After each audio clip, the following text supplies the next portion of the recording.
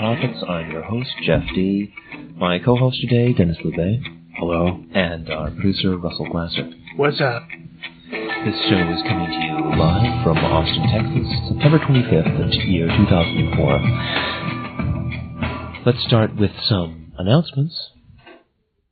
The National Atheist Ombuds would like you to report any instances of slurs, defamation, or discrimination against atheists or other non-believers in the U.S. media by emailing them at ombuds@atheism.org.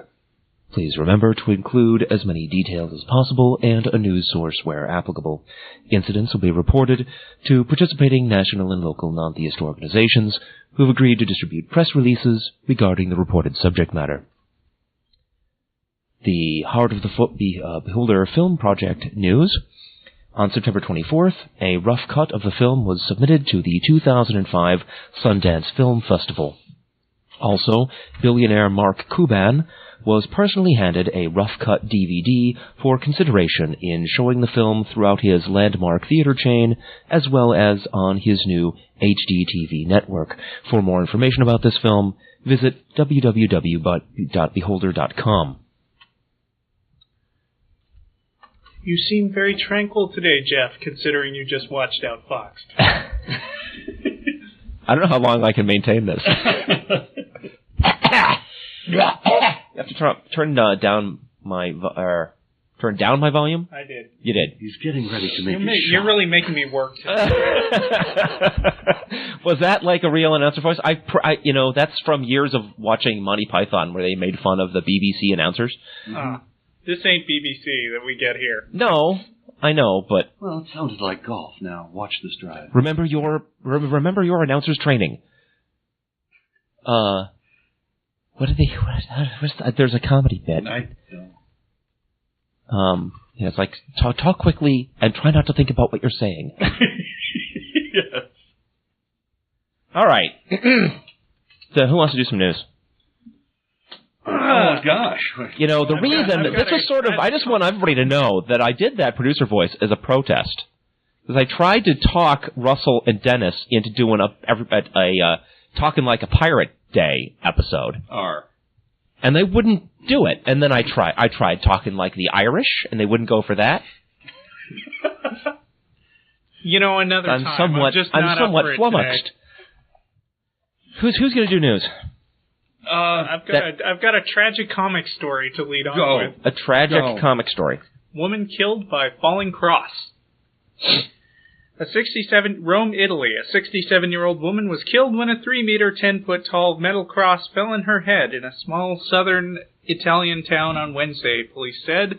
The cross, which has been in the main square of Sant'Onofrio for decades, fell on Maddalena Camillo while workers were setting up lights for an annual religious festival. Italy, home to the Vatican City, is a predominantly Roman Catholic country where crucifixes and religious icons and effigies are a common sight in most towns and villages. Now, what do you suppose God was trying to tell us?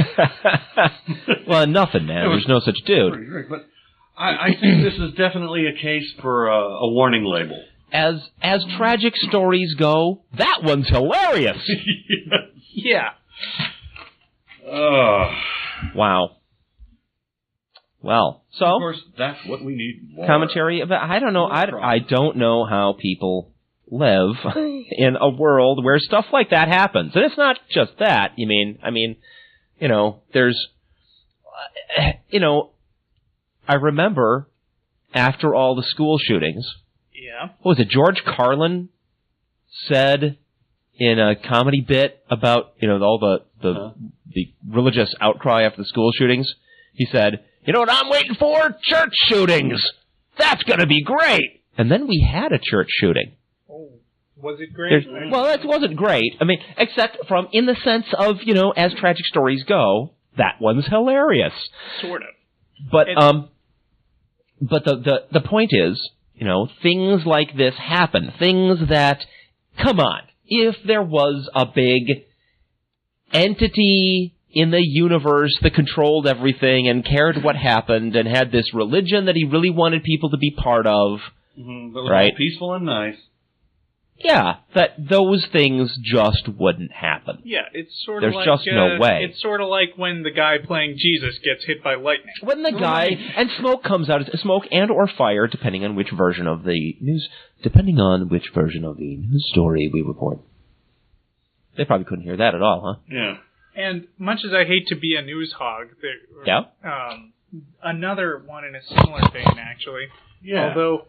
This one was posted as a sort of a comedy bit on the web. Yeah. Is this going to work at all with people not being able to see the picture? Well, as a matter of fact, I have given it a tiny URL. All right. I'd like to ask everyone right now who's listening to go to this URL and follow along with me. It's at tinyurl.com/6ER6N. 6ER6N. 6ER6N. That's 5 digits. Has tinyurls always been 5 digits, or have they gotten bigger? They used to be 4. They've gone up to the 5th digit. Yes. Oh, by the way, for Wicked Pilot in the chat room, yes, we are live today, dude. Yeah. Hi, Wicked Pilot. You couldn't tell? See, now, if you listened to every episode of The Non-Prophets, then you would note the differences between this one and all previous ones. Yeah. Okay. We expect a lot from our fans. Come on! We're on once every other week. You're saying every 2 weeks these people cannot spare an hour and a half? Come on. Okay, so anyway, I've just posted that to the chat room. Once again, that's tinyurl.com/6ER6N. And what does this reveal? We've gotten a lot of... We've heard a lot of news about hurricanes in Florida. Oh, wait. You know what? It occurs to me that maybe Wicked Pilot isn't listening. And he's just asking other people in the chat room. Would you please tell him in the chat room in text? Yeah. We're live. Well, he'll hear it in a couple of minutes. What if he's not listening? That's what I'm saying. Well. There. I just typed yes. Okay. Great. He'll fumble that out. All right. Go ahead. Okay. So if you will look at this, you will see a map of Florida, which has been badly hit by hurricanes, as you can see by the thick, wavy black lines showing the path of the hurricanes. Now, what's interesting is, of course, that the map of Florida is broken down into counties labeled either red or blue according to which way they voted in the 2000 election. You know, there was all this trouble in Florida in 2000. Was there? Really? I didn't hear about that. Apparently went to George Bush, which was questionable. Yeah. And of course, the Republicans now say that God helped George Bush get elected. We had Fox News because the vote was so close. Yeah. But if the will of God is indicated in any way by hurricanes, then this map, assuming it's true, is extremely interesting because, as you can see, the wavy lines cut right through all these Republican counties. Yeah. Now, I want to point out that one of those hurricanes is named Ivan, so clearly this is a communist plot. Also, Francis and Charlie have, coming together there in the middle of Florida, which tells me that this is also a gay, a gay marriage plot. It's France's hurricane. Oh, it's France's. See, it just gets worse and worse. It's French, and of course, Francis and Charlie are getting together in a gay marriage in the middle of Florida, which is, another plot to gayify America. Extremely distorted cross. Plus, on top of this, it's important to note that the people who what? Wicked Pilot, that's fake. Could you check Snopes next time? All right. Okay, it's fake, but we're going to continue with our comedy bit. Thank you. Also, I would point out that that since most people who vote for, let me rephrase this. Yeah. Poorer working people tend to be the ones who vote for Democrats. And richer, stuck-up, evil people tend to be the ones who vote for George Bush. And the richer, stuck-up, evil people are the ones who tend to be able to pack up at a moment's notice and get out of the way of hurricanes or live in more sound structures where they won't be killed by the passing hurricane. So the point of these hurricanes, it's all God's plan to eliminate a higher percentage of Kerry supporters. to strengthen the Republican stranglehold on those counties. Ah, okay. Excellent. Okay. That's a comedy bit. The whole thing is fake. I would like to see what Snopes has to say about it, but I'll check it out later. You know, if we were doing talk like a pirate, we'd have plenty of things to say about hurricanes. Arr! Arr. And you'd have to turn my... lovers can't handle those. Arr! The pirates are all in favor of John Kerry. You never, Captain Kerry, there's a good pirate name. Captain Bush? Nay. You'd also have to turn my microphone way down when I talk like a pirate. Because my volume goes way up. Yes, it does. I don't be bothering with that control panel. Arr! I deal with it for about Hoist the mizzen mast there, Mr. Producer. Arr! Hey, we even caught and killed an 8 flipper. We're doing the pirate show, aye! Who has got the next piece of news there, boys? Oh, dear. And grog! All right. And now the news from Black Dennis. Done in pirate style. Oh. Go, Dennis. Right. Tell these landlubbers what's going on. The House blocks the court on pledge case rulings. Which house would that be, then? That'd be the one in Washington, wouldn't it? Arr! Hey. Okay, stop. That was rolling. Okay, go. Go, arr! The House passed legislation Thursday. This be very No, it doesn't work in the news. This be very sensitive equipment, you survey swabs. Settle for British. All right. The House passed legislation Thursday that would prevent the Supreme Court from ruling on whether the words "under God" should be stricken from the Pledge of Allegiance. Oh, yeah, that could be a pirate. That could be a pirate voice. Yeah. In a politically and emotionally charged debate, Democrats said majority Republicans in the chamber were debasing the Constitution in order to force a vote that could hurt Democrats in the election. Supporters insisted that Congress had always had authority to limit federal court jurisdiction, and the legislation is needed to protect an affirmation of religion that is part of the national heritage. Well, then, what's the Supreme Court for? I mean, isn't it supposed to be a branch of government? Scurvy dogs! Run 'em up the mizzen mast! Right, the bill which was passed, 247-173, would prohibit federal courts. 247-173, aye! The Supreme Court from hearing these cases involving the pledge and its recitation, and would prevent federal courts from striking the words "under God" from the pledge. Aye, don't let 'em hear the cases. Slice off their ears and replace them with hooks. I don't think they have constitutional authority to do that. Now, the legislation has little chance of advancing in the Senate this year, but it laid down another marker for politicians seeking to differentiate themselves from their election opponents on the volatile social issues of the day. Arr. Another wedge issues that have or could come up before the election, including gay marriage and flag burning. Arr! Burn the flags! Burn the Jolly Roger. Burn the Jolly Roger! No, burn their flags! Hoist the Jolly Roger! Right. Hoist it! Arr! Hoist burn. What the hell? All right. The Supreme Court June dismissed on a technicality a 2002 federal court decision that as a religious reference made the pledge unconstitutional. That would be, what's his face? That lawyer guy. Brought the case trying to get under God out of the pledge. Seculo. No. No. Arr. No, the atheist. Newdow, that's the gent. Yeah, right.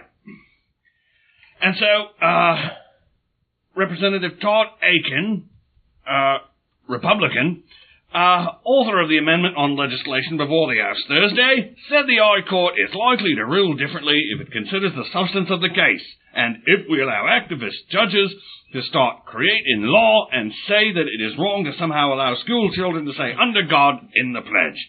In such a scenario, Atkin said, Congress will have emasculated the very art of what America has always been about. Emasculate its art. And what is this crap here about activist judges? They put them in there. They prefer the judges that do nothing, me bucko. Obviously, we wanted activist judges. And we got them. So, what's the complaint? We want judges that'll do their job. That'll act in their role as judges, eh? Yeah. So, Scurvy Russell, your turn for some news. All right, yeah, right. Or unless there's discussion. What's there to be said about this, that news story you just I done? don't think that they're allowed to do that. Under the No. Constitution, they can't prohibit the But court. do you think that if this such a thing was to pass the Congress, do you think that the Supreme Court would shoot it down? Well, yeah. They wouldn't be allowed to hear it. Right. No, before when it's only past It's past the Senate, right? if it gets through Congress and the House. The House is passed. Right. If it gets through the Senate as well, can't the Supreme Court shoot it down? That's a good question. And That's would its job. And would they? That's part of its job. And they're not going to let it do its job? I think the problem with the pirate voice on this show is it doesn't fit with, like, the Serious discussion. thinking that we like to do on the show. It gets in the way of the thinking. All right. So we scrap the Pirate Day theme, then. Aye. We've taken a pirate vote. No more pirate voice. Now, Scurvy Russell, your turn for news. All right. I'm just trying to figure out if there's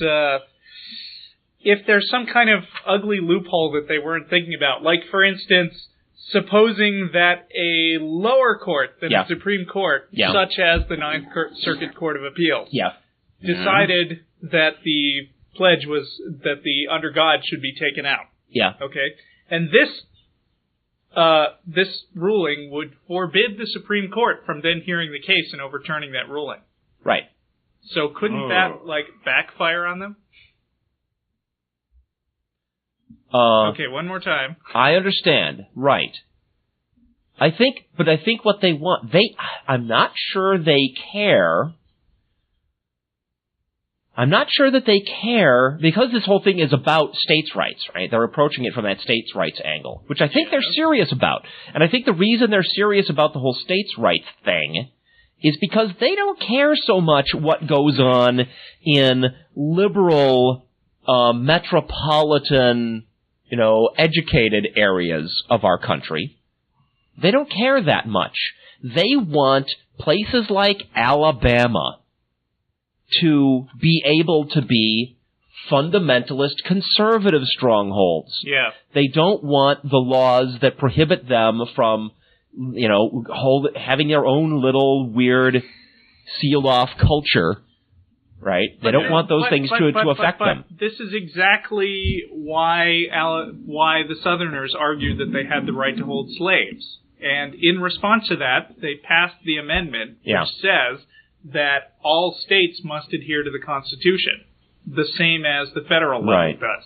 So this is a contradiction of that amendment, which was passed after the emancipation. Everybody remember, where there's no constitutional lawyers here, only pirates. Yeah. Right. Arr! But yeah, that's a good point. That is a very good point. All right, let's go on with another news thing. Okay. Scurvy Russell. Oh, I'm sorry. That was you. No more pirates here. My turn. Oh, yeah. Or was it? No, it was that was mine. That was still yours? That was the discussion of yours? Okay. I was just looking at it. It's your turn. To see that it's okay. But right. Aye. Anyway. Conservatives urge Procter & Gamble boycott. Conservative Christian groups are urging a boycott of two of consumer product maker Procter & Gamble's key products, charging that the company is aligning itself with gay rights groups, according to a published report. Isn't Procter & Gamble the corporation that has been accused of being satanic because of their company seal? They had this moon and star they just can't get a break. As their icon. Man. Okay.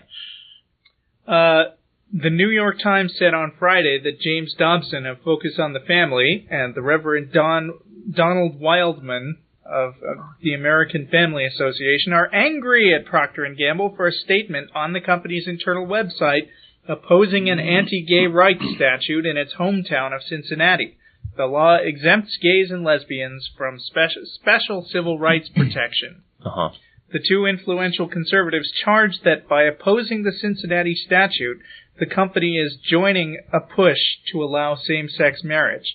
They are urging supporters to boycott Crest toothpaste and Tide laundry detergent.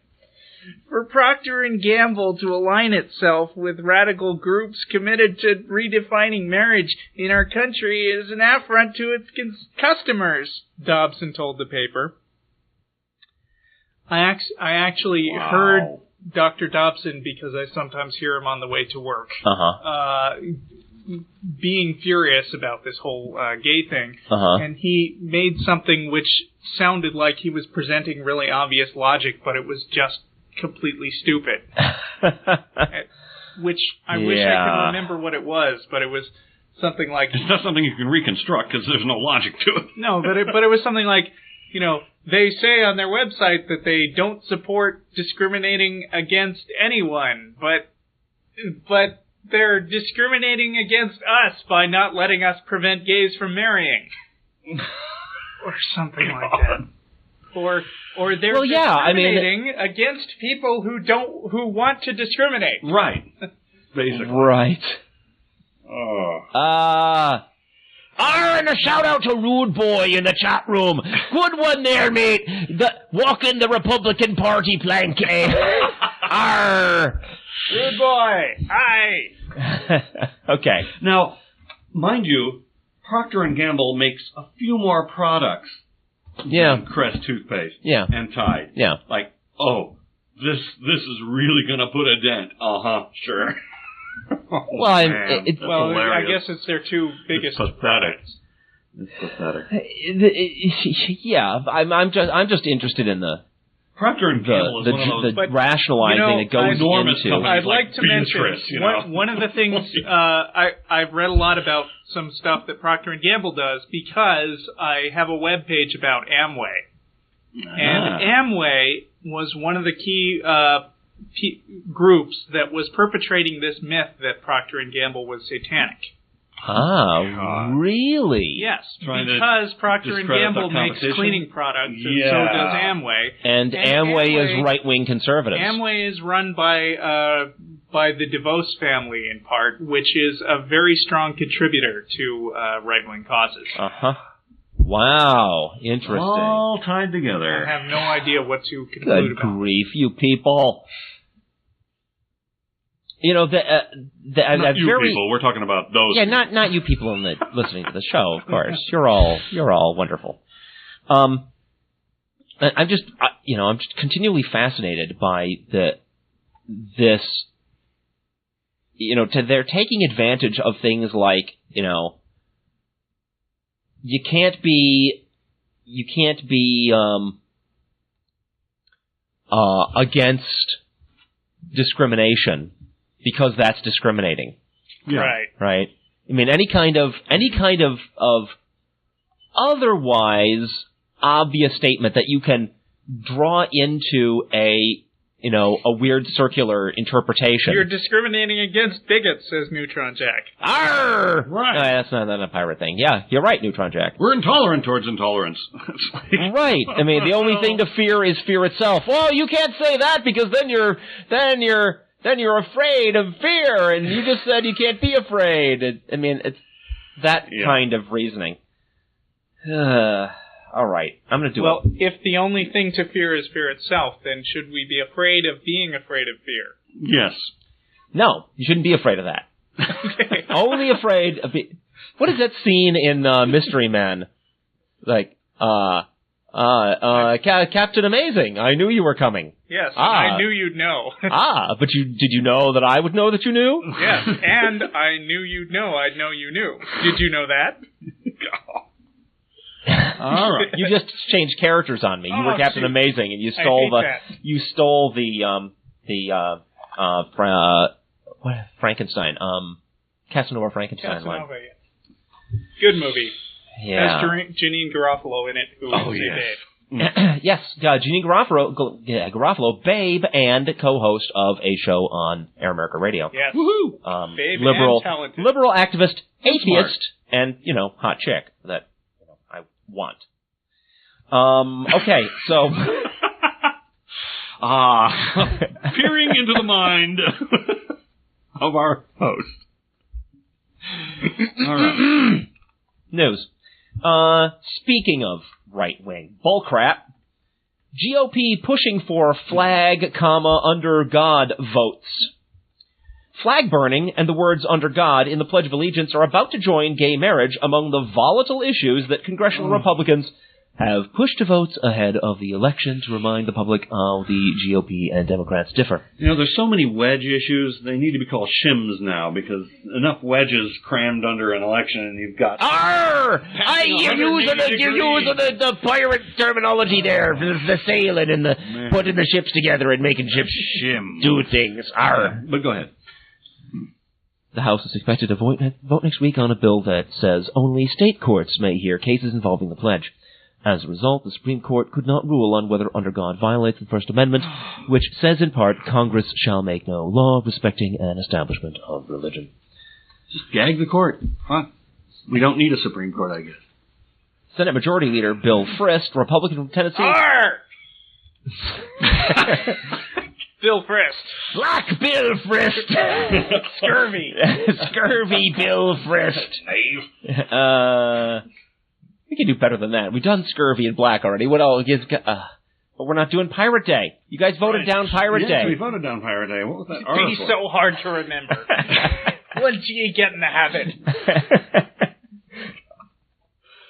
Senate Majority Leader Bill Frist, Republican from Tennessee, has said he also wants a debate and vote on a congressional amendment to prohibit flag burning before Congress adjourns next month. Lawmakers have debated the flag amendment almost annually since the High Court, by a 5-4 decision in 1989, said flag burning was a form of free speech protected by the Constitution. But they just want to get all this stuff out there so they can say, look at us, we're for all these stupid things that you guys think, you people in the general public, you great unwashed masses, especially unwashed now that you're not buying Procter & Gamble products. You all think only these are their great. laundry is unwashed. See, it's a careful web of strategies, you see. And bad hygiene. Yep. Yeah. Strategies and bad hygiene. I like it. Which is, this is proof that this map of Florida with the hurricanes on it, that's bullshit, because the hurricanes would, clean people up a bit. Yeah. The Senate Judiciary Committee in July set up the latest vote on the issue, advancing what would be a one-line amendment to the Constitution: the Congress shall have the power to prohibit the physical desecration of the flag of the United States. House Majority Leader Tom DeLay, Republican Texas, has also promised to vote this month on President Bush's call for a constitutional amendment to ban gay marriages, even though the idea got only 48 votes to 50 against it in the Senate in July.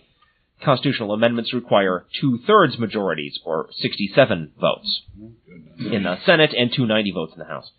In July, the House passed a bill to prevent federal courts from ordering states to recognize same-sex unions. The House passed a bill to prevent federal courts from ordering states to recognize same-sex unions sanctioned elsewhere. The vote was 233 to 194, well short of what's needed to pass a constitutional amendment on the subject. The two, they lost me there. Okay, what they're saying is the House wasn't even able to get 50-50 when they need 67%. And on a similar issue previously, that isn't the identical issue, but on a similar one, it's still well short of 2/3. Good. Well, the people who set up the Constitution did a good job, fairly. Did a pretty good job. The two parties hold different sides on all three subjects, with the White House, the Senate, and the House all in Republican control. On the line on Election Day, the GOP is pushing its issues to the forefront in the last 7 weeks before November 2nd. Of course. The House Judiciary... Obviously. Yeah. The House Judiciary Committee forced the pledge bill to the House floor using a party line vote. a final vote is expected next week. That next week was now yesterday. I'm sorry that this news story is about a week old. The Internet Infidels Newswire let me down today. Hasn't been updated in a week. I'm sure they have important things to do, but... While you were talking, I took a closer look at this Snopes page on the hurricane. Yeah. And, the picture that we were looking at was sort of accurate, but they had to put a few extra curves and wiggles to avoid the Democrat counties. And there were stories about particular counties and how they were hit by the hurricanes, which are labeled blue on that map. Right. So it is a hoax. Hurricanes wait a minute. Thing. Hurricanes are not restricted to those black lines. Right. Hurricanes are great big wide things that have a huge swath of devastation. Yeah, so that map is very simplistic. Do they show an actual map of what the facts are on that page? I don't see one. Because that's what I want to know. I want to know exactly how it was modified. Yeah, okay. Yeah. Most Republicans believe the Ninth Circuit Court of Appeals in San Francisco overstepped its bounds in ruling last year. But I think that word believe is too strong. Most Republicans say the Ninth U.S. Circuit Court of Appeals in San Francisco overstepped its bounds in ruling last year that the under God language in the pledge was unconstitutional. I have no idea what they let's not believe. be wishy-washy here. I mean, if they say that, then I believe they... Okay, fine.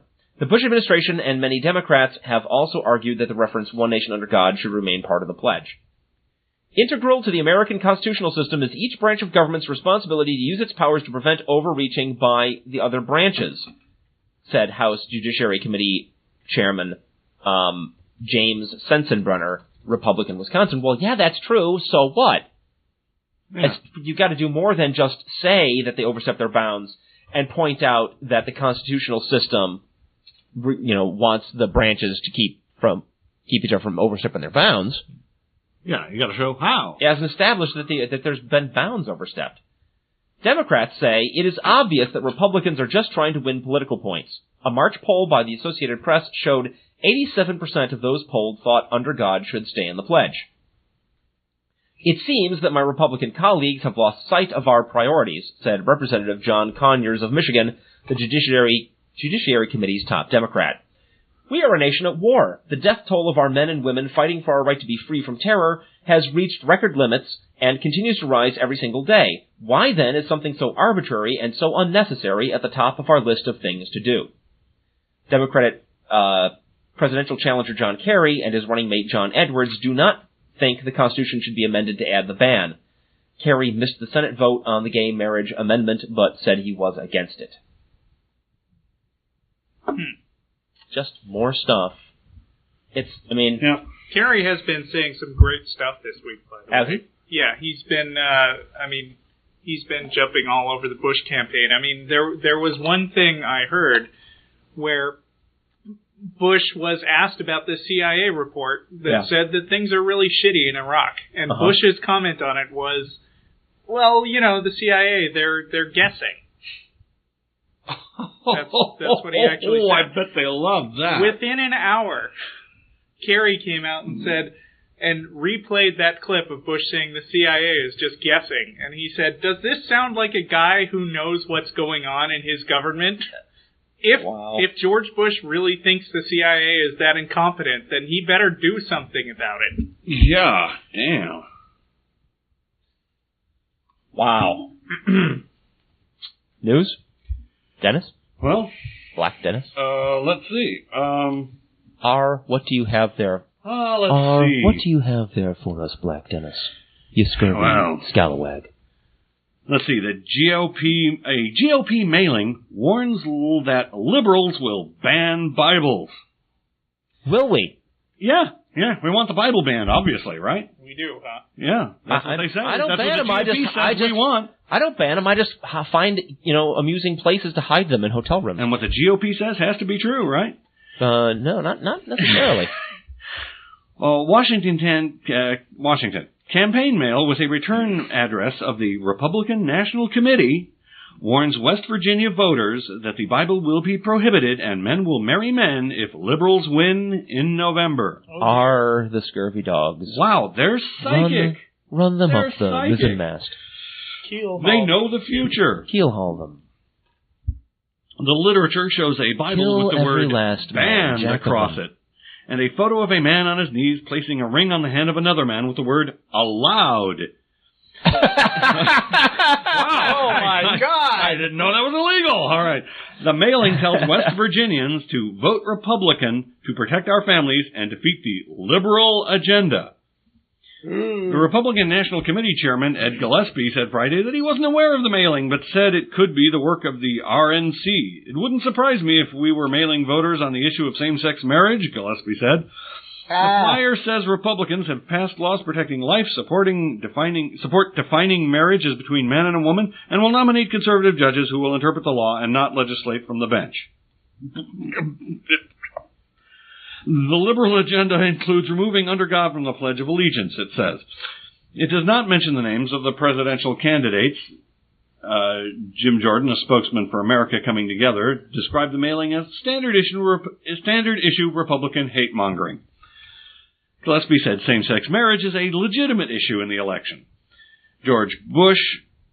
President Bush has proposed amending the Constitution to ban gay marriage. Democratic Senator John Kerry also opposes gay marriage, but said a constitutional amendment is going too far. The RNC is also running radio ads in several states urging people to register to vote. There is a line drawn in America today, one ad says. On one side are the radicals trying to uproot our traditional values and our culture. They're fighting to hijack the institution of marriage, plotting to legitimize partial Hijack the institution of marriage? Steal our women and drink our rum. That's right. Arr! And working to take God out of the Pledge of Allegiance and force the worst of Hollywood on the rest of America. What would be the worst? What? The worst of Hollywood. Hollywood is the seat of all the TV. They'll be rounding people up and sending them in to see, what's the latest crappy film? The Princess Diaries. Princess Diaries! How long before they call Hollywood terrorists and go in there and declare war on Hollywood? It's not hijacking, it's Shanghai them and Shanghai. Carry them off to theaters to watch bad movies. Which, by the way, Sky Captain in the World of Tomorrow is not one of them. Not a bad movie. It is, in fact, a fine movie. Yeah, I thought it was... we saw it this week, too. It is a fine movie. It is a fine movie, yes. I wouldn't say it's an excellent movie. It is an excellent movie. Okay. It's a fine movie. Dennis? So it's like... Fine or excellent? Fine. Fine movie. Fine. Not fine excellent? Movie. Not excellent. It had some shortcomings. It wasn't perfect. But God. It's a fine He'd movie. be outvoted. Arr! So it's mutiny then, lads! It's bordering on that. Do we want to talk about that or not? What? Sky Captain? Not particularly related to No, completely not. News. I'm the whiny pirate. Whiny Dennis! On with the news then, lad. Black whiny Dennis. Let's see here. But it's like...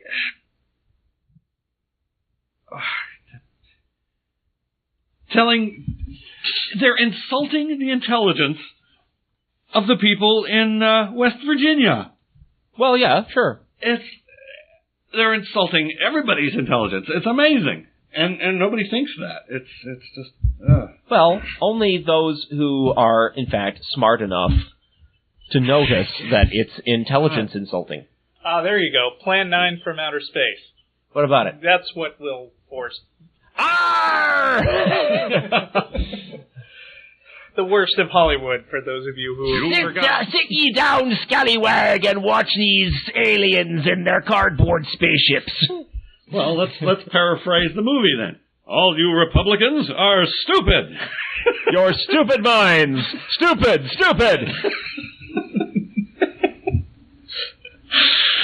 All right. You can't make aliens dance. I'm sorry, that's a different movie. That's a different movie. That is the Lost Skeleton of Cadavra. Yes. A recent black and white schlock Hollywood science fiction movie, which, by the way, is excellent.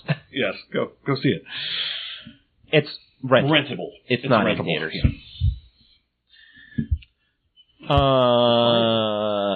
Where are we? So I finished my story and I offered my despairing comment. Did I see somebody in our chat room say John Kerry, he doesn't suck as much as Bush? Yes, you did. That would be Neutron Jack. Bastard.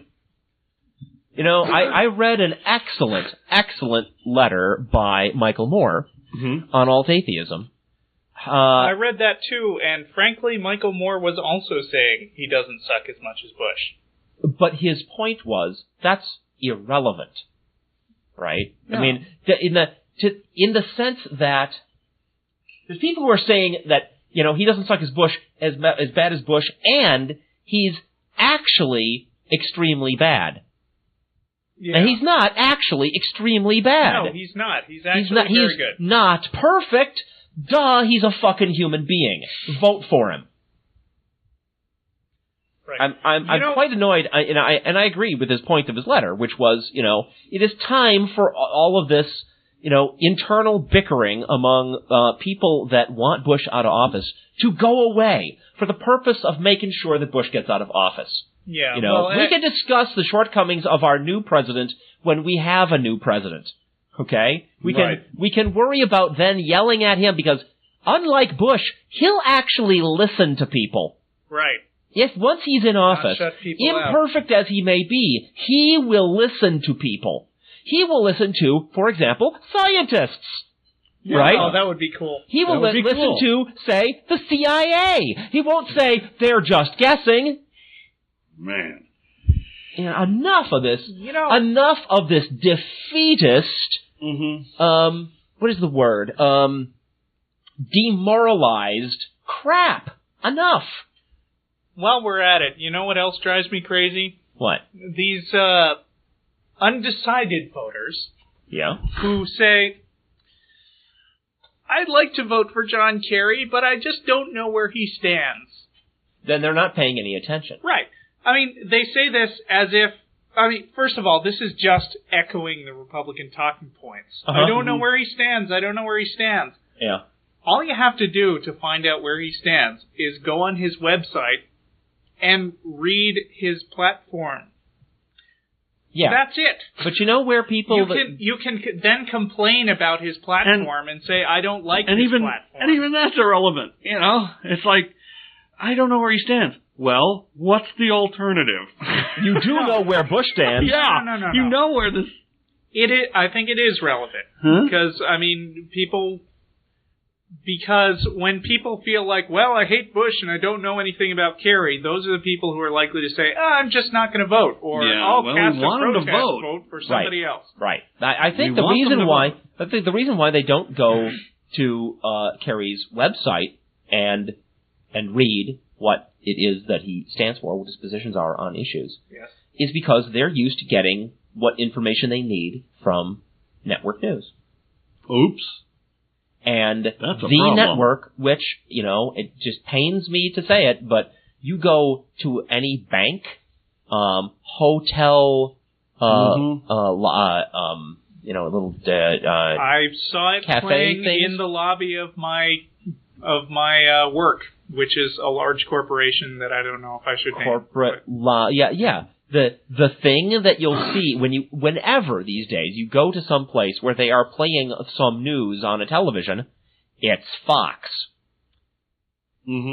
Now, that Dennis would be and I... a nice segue. Yes, that is... I'm setting up the segue. Thank you, Scurvy Russell, for sorry, I recognizing my... No, I appreciate it. It was, in fact, a nice segue. I was acknowledging I agree with that myself. Segue maker you are. Why, thank you. Thank you. You honor me. We are awfully polite pirates, yes. Dennis and I rented and watched Outfoxed last night. Yes, last night.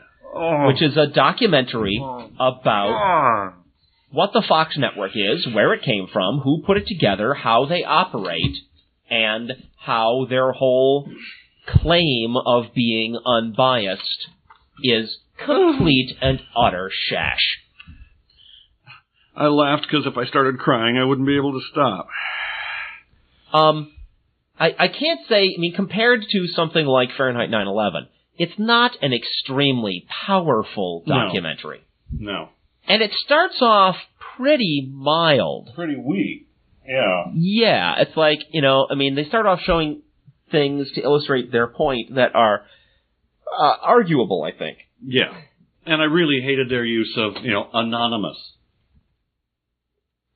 Yes, they have anonymous insiders from Fox. And I just go, providing information. But but in addition to the anonymous ones, they had plenty of non-anonymous ones. People face right on the screen, name and history right below. And by the end of the film, right? Yeah. This network that claims and advertises itself as the bastion of fairness and balance. They give you this rapid fire succession of like 20 different instances of their own commentators saying, well, in November, when President Bush is reelected... Right. It's like 195 days till Bush is reelected. Right. Or talking to the audience saying... Or talking to the audience saying, and that's why you'll go and reelect George Bush. Yeah. I mean, there absolutely no fairness or balance. No pretense to be fair or balanced. Yeah, yes. On that issue, at least, the movie makes a extremely ironclad argument. Yeah. There is no fairness and balance at Fox News. And I hadn't watched Bill O'Reilly before. And now I know why who hated Al Franken. Now I know why Al Franken hates him. Guy's a raging asshole. Yeah, they God. Wow, yeah. What a retard. I haven't seen this movie, but I have been reading a book called The Republican Noise Machine by David Brock, who is a former... he started out right out of college as a writer for some magazine that was affiliated with the Washington Times, which you all recognize as Reverend Sun Myung Moon's mouthpiece. David Brock turned over to the light side and is a weekly regular on Al Franken's show. And after hearing him a lot, I decided to go get his book, The Republican Noise Machine, which sort of traces the history of right-wing media. Mm-hmm. And it actually goes back to the late 60s in the Nixon era where, Nixon insiders were very upset because the media was doing its job, which is basically they were looking for things to report about, and they were reporting about them. And the things that they were reporting about made Nixon look very bad, like Vietnam is going badly. And our president just illegally put bugs in people's hotel rooms to illegally find out about the opposition's strategy for getting elected. So, by the way, for Piewacket in the chat room, Shash is a completely made up, as far as I know, completely made up, naughty word that I heard on Monty Python once in one skit. I see. Or it could be some British thing that I just don't know what it means, but I like the sound of it. I occasionally use it. Go ahead. So anyway, they decided at that point that the media was too free to report on things that are unfavorable to the Republican Party. So they went about setting up this right-wing network of foundations and funds that would support a more right-wing message in the media, like the Heritage Foundation, for example. Sure worked. Well, you can see where we are today. In fact, in the intro to the book, he writes, because technological advances in the race for ratings and sales have made the wall between right-wing media and the rest of the media permeable, the American media as a whole has become a powerful conveyor belt for conservative-generated news, commentary, storylines, jargon, and spin. It's now possible to watch a lie move from a disreputable right-wing website, like Matt Drudge, I assume is what he's talking about, onto the afternoon talk radio shows, to several cable chat shows throughout the evening, and into the next morning's Washington Post, which is one of the supposedly unbiased media, all in 24 hours. So, wow, that gives a lot of room for fact-checking. Yeah. I mean, just to give a couple of examples, you may remember a couple of years ago, No, you may remember earlier this year, John Kerry was accused of having an affair with an intern. Uh-huh. Did you hear about that? No, I didn't hear that. No, he was, but it was originated on the Drudge site. Uh-huh. And there was a huge amount of buzz about this for a few days, and then the actual girl who was named in the story and her parents came out and said, this is a total lie, and we're voting for John Kerry, and none of this, this is a complete fabrication. Uh-huh. But I think probably more people heard the original story than the correction. Of course. But what I found really interesting in the book was that they talk about this concept of being fair and balanced, right? Fox News says they're fair and balanced, and they say, we report, you decide. It's sort of like they're appealing to this sort of gold standard of journalism, where journalists don't portray opinions. They just present everything they heard, and then they don't have any editorial position on it, and then they let the listeners decide. Right. Right? Except that. It's crap. Right. Right. Well, I mean, even if Fox News did do this, they're assuming that that's a good way to run things. Yeah, the point made in Outfoxed is that they don't do journalism. Right. Journalism is going out and finding out things for yourself. What they do is they take other people's reports and pass them on. Right. That is all they do. They comment on other people's reports. They report other people's reports and then comment on them. Uh-huh. And the choice of other people's reports is biased, and the commentary on those reports that they report is biased. Yeah.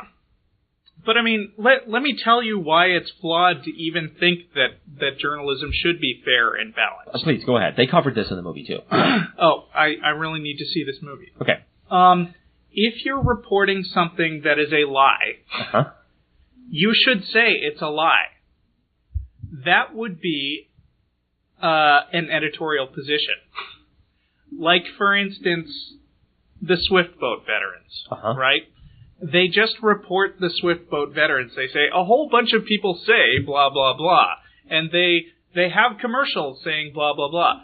But they don't say, and by the way, none of these guys actually served with John Kerry, and the doctor who says that he treated John Kerry, he's lying.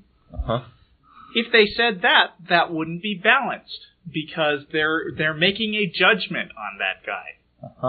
But real journalists do make judgments. Right. Facts matter. Yeah. Facts matter, and reporting facts is not bias. Facts are not bias. Exactly. Bias is when you have an opinion in spite of the facts. Mm-hmm. That's bias. Suppose that Karl Rove came out with a press release next week saying, George Bush says that the Earth is flat. You can imagine Fox News putting a story out there saying, shape of the Earth in question, details at 11. Right. Many people disagree on the shape of the Earth. Yeah. I don't care how many people disagree on the shape of the Earth. The Earth is round. Right. Yep. And a really unbiased story would be to say, George Bush said the Earth was flat, and that's stupid. He's wrong. Well, they wouldn't have to use the word stupid. Okay, they could say, but that is not correct. That impression. Right. George Bush said, the news there would be the President of the United States said a thing that obviously flies directly in the face of the facts. Yeah. That would be the news. Now, you may have heard this week that there was a big flap about Dan Rather. Yes. Yeah. I've heard the big flap about Dan Rather. Yeah.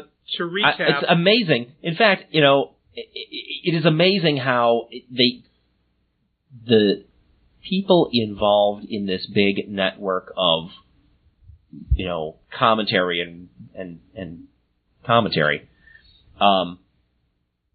they pick, one target at a time, and they just totally go after that one target. Yes. When it's Dan Rather, it's like every single one of them is talking about how evil Dan Rather is. Exactly. But last I heard of this story, Dan Rather did... It's probably handed down in a memo. Yeah. There was a memo that they posted from some guy who was supposedly George Bush's superior officer, and said that Bush pulled some strings to get out of his National Guard duty. Have I got this story right? Yeah. And it turned out that the memo in the end could not be authenticated. It wasn't proven that it was a forgery. This couldn't be authenticated. Right. Right. Couldn't be authenticated. And there were a bunch of people in the right-wing media who said that this is an obvious forgery, and here, let me show you my incredible knowledge of old typewriters. Right. Which I think I read other stories to say those were bunk. They could have been typed by old typewriters. Right. It may have been unlikely. Electrics existed back then, yes. Yeah. But, I mean, my point is, even if this is a forgery, people are now using this as see, the media is biased. The media is left wing. They're trying to help John Kerry win. What I find interesting about this is CBS gets held to a standard of journalism because they act like real journalists. I mean, when was the last time you heard a story about CBS faking news? I can't. I remember the last time I heard a story about Fox faking news. It was Geraldo. There may have been more since then, but I remember that one. On Fox, it happens all the time. I mean, as a matter of fact, there was a court case where an affiliate of Fox sued Fox because they did not want to run a story that was demonstrably false. And Fox argued in court that the First Amendment gives us the right to lie. That was their case. And why isn't that all over the news? Well, I think I think what's going on here is that CBS is held to normal standards of journalism, and Fox is not. Because when you hear about Fox saying something obviously biased, people go, "Oh, that's just Fox," right? Well, too many people say that, but a lot more hear it and don't even question it. Yeah. Well, I actually kind of wanted to relate this fair and balanced crap to science and the creationism hearings that were held last year. Yeah. Because I think what science is supposed to be at its best is taking in all the information, all the data, and listening to everybody's theory. So it's fair in that way because it's supposed to listen to everybody. But then it filters those theories.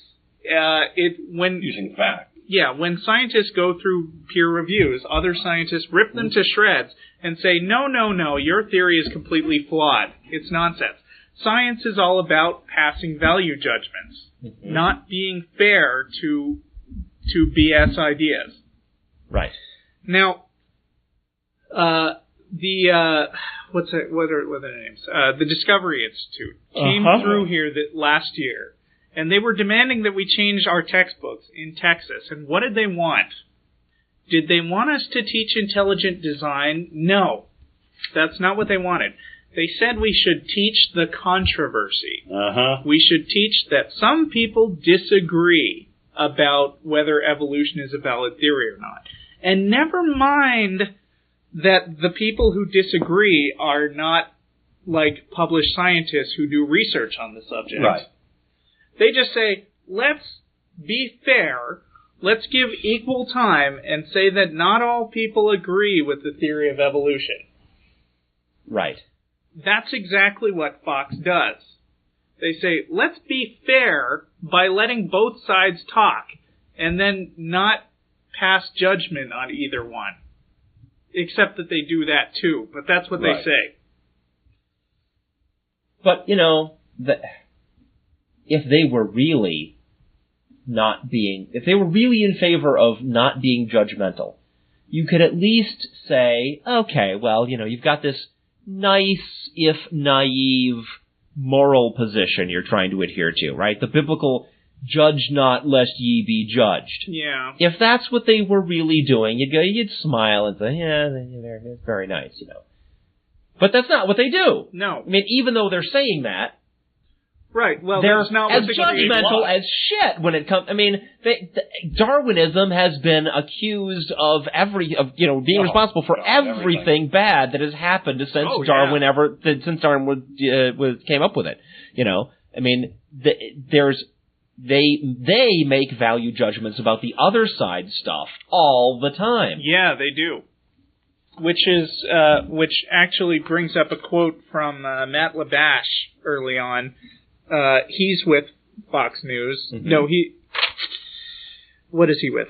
I believe he was in the movie also. He was. Yes. A young writer for Rupert Murdoch's neoconservative Weekly Standard. Uh-huh. He says, he was asked, why have conservative media outlets like the Weekly Standard and Fox News become more popular in recent years? And he replied, because they feed the rage. We bring pain to the liberal media. I say that mockingly, but it's somewhat true.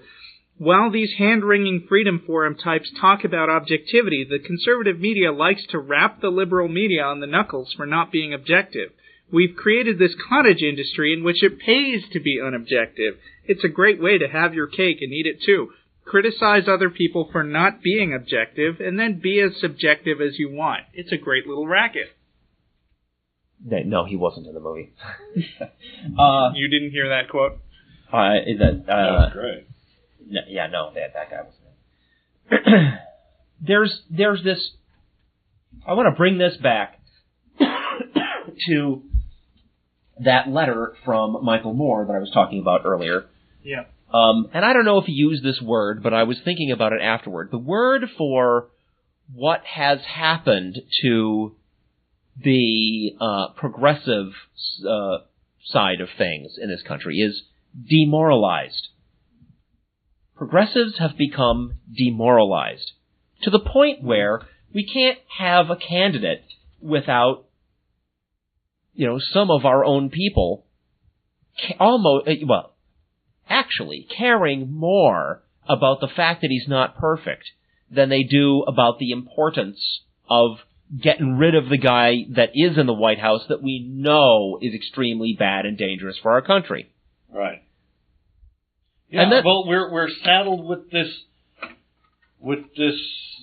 duty to be. Well, it's because we're holding ourselves to higher standards, and that is an Achilles heel. That is our Achilles. Holding ourselves to a high standard is an Achilles heel, and we got to figure out how to deal with that. But I started thinking about the word demoralized. Uh-huh. What the hell is the word moral doing in there when what we're talking about is self-doubt? What does self-doubt have to do with morals? And, it suddenly made sense to me. Because, to me, morals, religious morals, are absolute. They're about following a set of rules handed down that is unquestionable. With total confidence. With total confidence. That if you are doing those things, you know you are in the right. Right. And what they're doing, what demoralizing means is taking away your sense that you are in the right. Yeah. That's what they're doing to us. Done. They're taking away our sense that we're right. Well, we are fucking right. Liberals, we can look at the facts. Liberals are susceptible to that sort of thing because I, at least, value the ability to be able to look at both sides of an argument. Right. To be able to listen to the other side and at least understand where they're coming from. Right. And a consequence of that empathy, I think, is that I worry all the time that I might actually be wrong. Right. We're always aware that there could be some disconfirming evidence that we don't have yet. Whereas you have George Bush, who's resolute, who even this week was going to the United Nations saying, hey, Iraq's going great. That's great. Everybody loves us over there. Yeah, right. And he's held up as his greatest virtue is that he never changes his mind. Yeah, right. John Kerry, the flip-flopper. Right. Great, man, make the decision that seems right at the time. That's not a cop-out. That's, in fact, the way life works. Right. We make decisions. They're not always perfect, but as long as we're making the one that seems right at the time, we're doing the right thing. Because that's all we can do is play the odds, go with what seems to be right at the time. But is that the defense we need against the demoralizing strategy of the right? Is the right thing to do for us to, inoculate... To be rational? Well, to inoculate ourselves against those attacks by saying, fuck yeah, we've made mistakes, and, we recognize that the universe isn't perfect. It's you guys who think it is. Well, we don't have to counterattack. I just want us to be able to defend ourselves against those attacks, so we can forge ahead and not be fighting amongst ourselves all the time. Right. I don't know. That is what we need, and we need it fast. Because what drives me the most crazy is when liberals repeat conservative talking points because they're on the news all the time. Yeah. Yeah. Like John Kerry, I don't know where he stands. I wish he would take stronger positions. He looks French. What the? Oh, good grief. What's that got to do with anything? There's this whole long segment in the movie of all Fox's attacks on Kerry, talking about how some people say he looks French. Like, what the fuck does that have to do with anything? What people? Well, some people. We do. That was another whole segment of the movie, the Fox's reliance on the some people say line. And we got about 100 snippets of them saying, well, some people say, I've heard people say, they say that. Yeah. That just, concocting... Anonymous journalism. Yeah, concocting issues out of thin air. Yeah, again, it's this fake standard of being fair and balanced where they're like, it's not our fault that we had to run that story because people are saying it. We can't not report what people are saying. Right. Yeah. But I want to get back to this whole demoralizing thing. Right. We need a soundbite. We need a quick soundbite that we can throw back in the faces of people that come at us and try to make us feel bad about the fact that we might be wrong.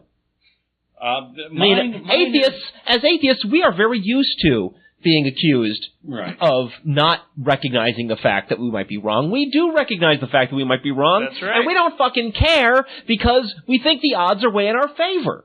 Yeah. But how do we reduce that to a soundbite? How do we turn that into a vaccine? So's your mother? The only thing I can come up with is, what's the alternative?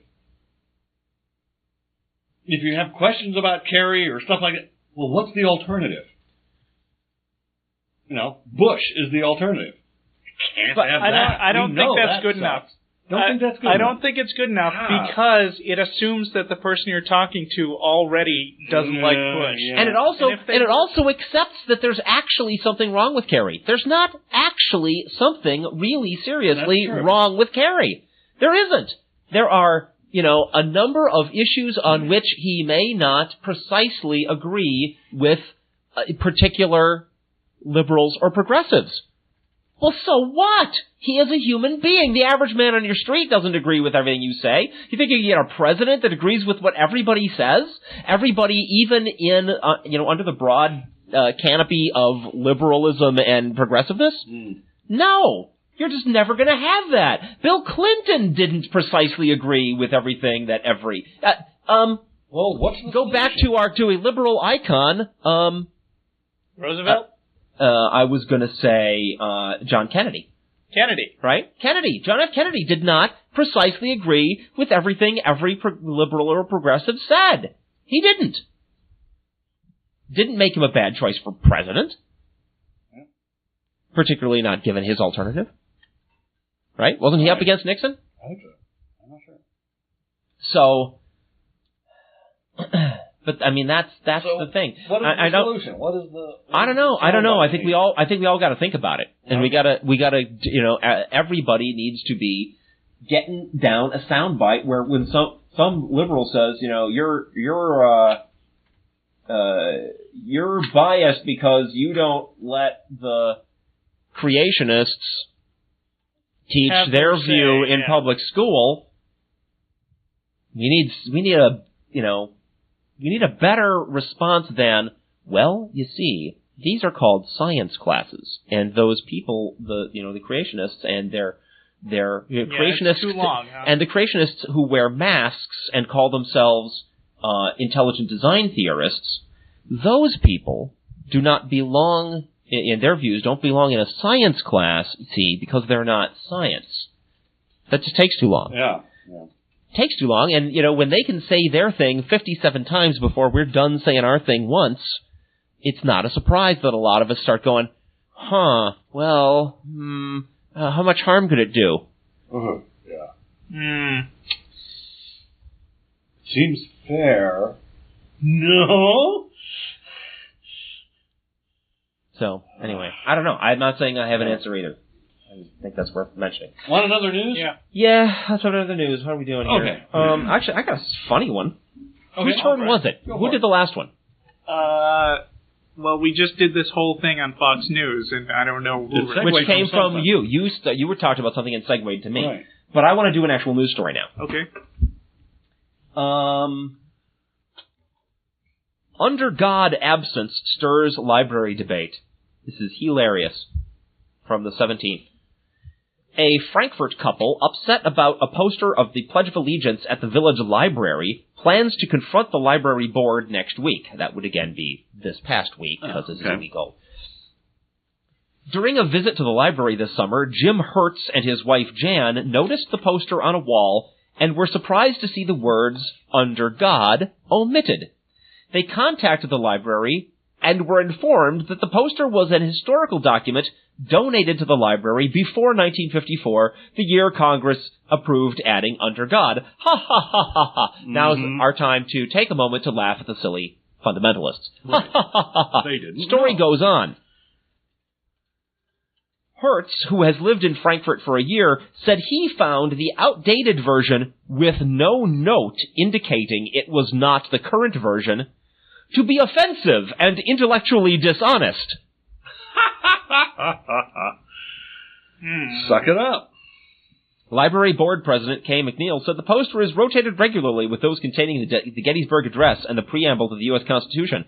What we have here is an old historical print that was put out by a railroad company as part of a series. This came from the old library, which was in downtown Frankfurt, and is very near to many people's hearts. McNeil said the library has no intention of posting a note about the poster, but staff members are happy to answer questions about it. Hertz, a lawyer, great. this is the guy that moved to town and made the thing, said he has offered to donate to the library a framed copy of the Pledge of Allegiance that has the words "Under God." Quote, historical document is giving a framed copy of the original Pledge of Allegiance that didn't have "Under God."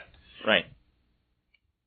Quote, library officials pretty much told me they would accept the donation, but probably sell it as a fundraiser, he said.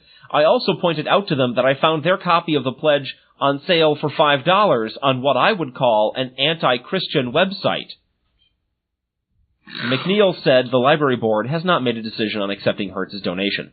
Hertz said he would only donate the copy if it were going to be posted. He said he, his wife, and friends, that's right, because, every library, I think, can operate under that policy, that anything anybody donates to them has to be put be put up on the wall. Right. Sure. He said and there again, there's that going after going after them, accusing them of curtailing free speech. Right. That is not a curtailment of free speech. We'll slip it in among the fiction books. He said, come on. He said he, his wife, and friends will attend the Thursday library board meeting to ask the board to either post a current copy of the note with the outdated pledge explaining why "Under God" was omitted. If the board refuses to do either, he said he might run for the library board in the spring. We might put together a slate of candidates who will better reflect the wishes of the people of Frankfurt. Now, the people of Frankfurt, remember, never brought this up. He moved there a year ago. It seems to me library trustees are not meeting the wishes of the people by not posting a corrected copy of the Pledge of Allegiance. In my opinion, the board is not taking this very seriously. McNeil said she was surprised by Hertz's complaint. Man. This is the first time anyone has ever complained. Actually, There's the will of the people for it. Actually, we usually just receive compliments on it, she said. There's that strategy again, right? Yep. Oh, well, you're being biased because you don't put a note explaining the other side's view, and you don't put up a poster submitted by the other side. Right. Let's include all sides. Let's just wallpaper the place with... Yeah, but who are the first to exclude other sides when they get into power? Bingo. It's not, excluding other sides. It doesn't... The question is not, are you excluding other sides? The question is, why? Are you accurate? Right? Yeah, if your job is to teach science, you exclude things that aren't science. Right. If your job is to post historical documents, you don't post something that's not an historical document. If your job is to report the news, it's not bias to not report something that's not news. Maybe that's it. I'm still fishing around for, for a quick soundbite to shut it down. It's tough. How about a death threat? A death threat would be good. All right. Let's try this. Evangelist threatens to kill gay men. Oh, that death threat. That death threat. A Canadian television station is under investigation after airing U.S. evangelist Jimmy Swaggart's remarks threatening to kill gay people. Jimmy Swaggart? Yeah. He's God's man. Is he still alive? Yeah, still humping him, apparently. What? A Canadian television station... You mean prostitutes? Yes, prostitutes. Gotcha. During a televised sermon, Swaggart said, "I'm trying to find the correct name for it. This utter, absolute, asinine, idiotic stupidity of men marrying men. I've never seen a man in my life I wanted to marry. Gay marriage, and I'm going to be blunt name. and plain. If one ever looks at me like that, I'm going to kill him and tell God he died." Swaggart added, "I'm not knocking homosexuals. They need salvation just like everyone else. I'm knocking the politicians." The program aired in both Canada and the United States last week. How is killing not knocking? I don't know. Well, he wouldn't use a blunt instrument. It would be stabbing death or something. I'm not knocking him. I'm stabbing him. I'm just shooting him. Yeah? And? Yeah, let's see. The task force calls upon the leaders of the simulcast, Dr. James Dobson, Focus on the Family, Tony Perkins, Family Research Council, Ted Haggard, National Association of Evangelicals, Richard Land, Director of the Religious Liberties and Ethics Division of the Southern Baptist Convention, to immediately denounce anti-gay violence and specifically repudiate evangelist Jimmy Swaggart's statement. Swaggart's remarks also caught the attention of morons.org, a website whose members poke fun at some news events. Kenster999 wrote, "I love how he's going to tell God he died, as if God doesn't already know the truth and is waiting to get his information from Jimmy Swaggart. This really shows where Swaggart thinks he stands in the rank of things." Now, in the version of the story, that story that I encountered, there was some reference to Swaggart trying to rehabilitate himself from propositioning prostitutes. Did this happen to him again recently? I don't think so. I think they're just referring back to it years ago. Okay. Because, it seems odd to me that, 10 years after the fact, he would be described in a news story as trying to rehabilitate himself. Yeah. Because that's the last thing. Either fucking done it or hasn't. Nobody remembers. I don't know. Nobody remembers who Jimmy Swaggart is, so they have to go that's the televangelist that was caught with a prostitute, and we're all like, oh, I see. Yeah, but they didn't phrase it that way. Yeah, they didn't say the televangelist with a history of soliciting prostitutes. Maybe they mean he's trying to recover his career, which hasn't come back. Yeah, his image hasn't come back. I don't know. I hadn't heard that he particularly suffered business-wise from that. Yeah. Ugh. Okay. He's a bigoted troll. I've got kind of a cutesy story about the Kerry campaign. All right. Oh, yeah? Can you do it in a cutesy voice? I'd rather not. Perhaps I could do it in an Irish accent. No! Oh, sure, Bigora. Ladies and gentlemen, Russell O'Donnell.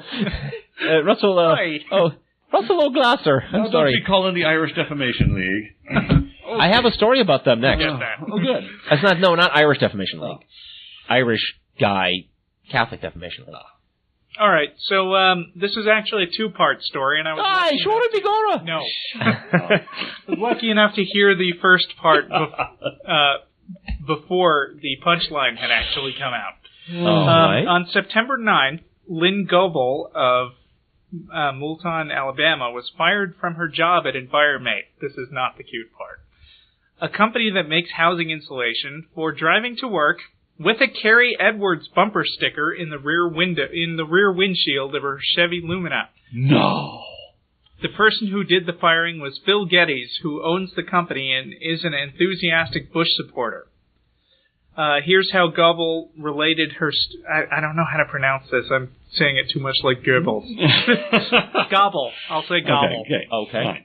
Here's how Goebel related her story to Clyde Stansel of the Decatur Daily News. We were going back to work from break, and my manager told me that Phil said to remove the sticker off of my car or I was fired, she said. I told him that Phil couldn't tell me who to vote for. He said, go tell him. She went to Geddes' office, knocked on his door, and entered on his orders. Phil and another man who works there were there, she said. I asked him if he said to remove the sticker, and he said, yes, I did. I told him he couldn't tell me who to vote for. When I told him that, he told me I own the place. I told him he still couldn't tell me who to vote for. Goebel said Geddes told her to get out of here. I asked him if I was fired, and he told me he was thinking about it. She said, I said, well, am I fired? He hollered and said, get out of here and shut the door. She said her manager was standing in another room, and she asked him if that meant for her to go back to work or go home. The manager told her to go back to work, but he came back a few minutes later and said, I reckon you're fired. You could either work for him or John Kerry, Goebel said. That is a beautiful setup.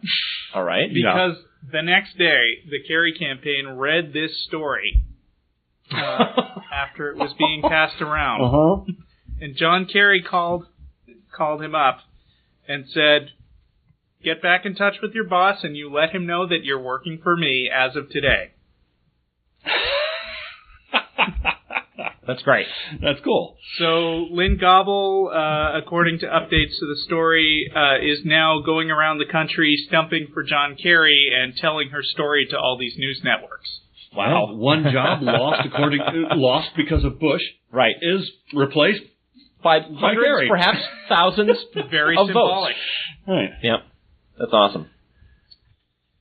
Well. Okay, we got 2 or so minutes left. 2 or so minutes. Well, let me just quickly cover this story. Important. We were talking about how we as liberals and progressives tend to be, self-questioning, self-analytical. We, and that can be used against us as a Achilles heel. Well, here's an example of us doing that, and we should be proud of this. Mm-hmm. Okay, Americans United, that's Americans United for Separation of Church and State, critiques pro-democrat church activities. A religious liberty group often accused of attacking conservative churches for political activity has criticized 2 progressive Baptist congregations for democratic advocacy. Fantastic. The Americans United for Separation of Church and State asked the Internal Revenue Service to investigate New Birth Baptist Church in Miami for hosting what the group called a Democratic rally during an August 29 worship service. At the service, which featured National Democratic Committee Chairman Terry McAuliffe and Democratic political activist Al Sharpton, speakers urged the congregation to defeat President Bush in his bid for re-election. Quote, Bush has misled us for 4 years and will not mislead us the next 4 years. Get out and vote and we'll send Bush back to Texas, McAuliffe said, according to Americans United. Churches and other nonprofit groups organized under Section 501c3 of the federal tax codes are not allowed to endorse political parties or candidates without risking loss of their tax-exempt status. However, churches may host voter registration drives and educational activities as long as they are done in a nonpartisan fashion. In his complaint to the IRS, Americans United executive Barry Lynn said Newbert's actions went beyond that. Yep. You know, the Republicans can't point to a thing happening. They can't point to a thing of integrity like that. You mean Republicans criticizing other Republicans? Yeah. Well, actually, I mean, with all the ex-Republicans I've heard coming out against Bush this year. Well, they're ex. Well, no, actually, a lot of them are still Republicans. You want the punchline to this story? Go. Sure. We're running out of time. Bill Murray, a Virginia-based conservative religious activist whose biggest claim to fame is being the born-again son of the late Madalyn Murray O'Hair, is one of American United's fiercest critics. Murray accused Lynn of reporting the Miami church only to avoid criticism that the group only attacked conservative churches. Quote, "This is just grandstanding to pretend that he is being nonpartisan." There's that strategy again. There you go. All right, everybody, thanks for listening. You scurvy swabs will be back in 2 weeks with more the vile news from the religious right. Yo ho ho. We sail the 7 seas for you, laddies, for you. See you later.